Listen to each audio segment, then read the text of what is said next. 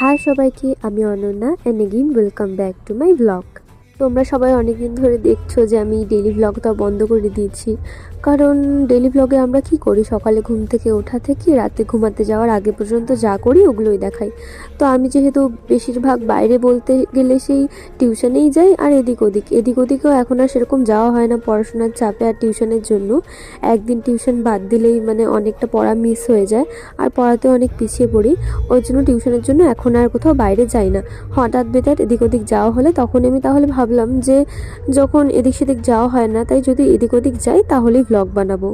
তো সেদিন আমি মেহেন্দি গুলাচ্ছিলাম, আর পরে মামারা ফোন করে বলে যে মামারা আসবে, মামারা, দাদারা, বুনু, বৌদি সবাই এসেছিল। তো ওরা রাত্রেবেলা আমাদের বাড়িতে ডিনার করি, পরে আবার রাতেই রওনা দিয়ে দেয়। তোমরা তো জানোই যে আমার মামা বাড়ি জলপাইগুড়িতে, এর আগে ব্লগে আমি তোমাদেরকে বলেছি। তো জলপাইগুড়ির থেকে আসলে বুনুর বার্থডে ছিল, তাই সবাই গেছিলো পাহাড়ে ঘুরতে। তো সেখান থেকেই ওরা আমাদের বাড়ি ঘুরে তারপরে জলপাইগুড়ি চলে যায় রাতেই। তো সবাই ডিনার সিনার করে চলে যায়। তারপর আমি সেদিনের ব্লগটা সেখানেই এন্ড করি, আর পরের দিন শুরু করি। টিউশন গেছিলাম পরের দিন। তো টিউশন থেকে ফেরার পথে ফালাকাটায় যে ওভারব্রিজটা আছে তার নিচে ট্রেনের লাইন, ওই ব্রিজটাতেই অল্প ভিডিও ক্লিপ নিয়েছিলাম। আর আজকের এই ভয়েস ওভারে ব্যাকগ্রাউন্ডে অনেক গান বাজনা শুনতে পাবে, কারণ পাশের বাড়িতে বিয়ে হচ্ছে, ওই জন্যই এত ব্যাকগ্রাউন্ড নয়েজ হচ্ছে। আর আমি তো মাইক কিনিনি, ওই জন্য একটু আওয়াজ হবেই। আর বাড়িতে এসেছিলাম, পর মানবি দুষ্টামি করছিল আর খেলছিল। আর এখন তো কথা বলতে পারে না, কথা বলতে শিখেনি ও, এমনি কী কী সব বলতে থাকে ওগুলোই ভিডিও করছিলাম। আর রুচিকে দেখলে খালি আয় আয় আয় আয় বলতে থাকে।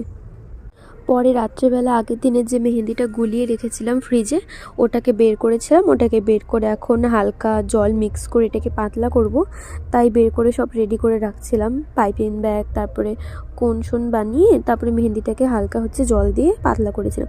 আর জল দিতে গিয়ে সবসময় আমি বেশি করে জল দিয়ে ফেলি, আর মেহেন্দিটা অতিরিক্ত পাতলা হয়ে যায়। পরে মা বললো যে এটাতে আর একটু পাউডার মিক্স করে একটু ঘন বানাতে, না হলে মেহেন্দি হাতে পড়ার সময় ডিজাইন করতে গেলে ডিজাইনগুলো না একটার সাথে একটা লেগে যায়, একদম ক্লিয়ার হয় না, তখন দেখতেও কীরকম লাগে আর ডিজাইনটাও সুন্দর হয় না।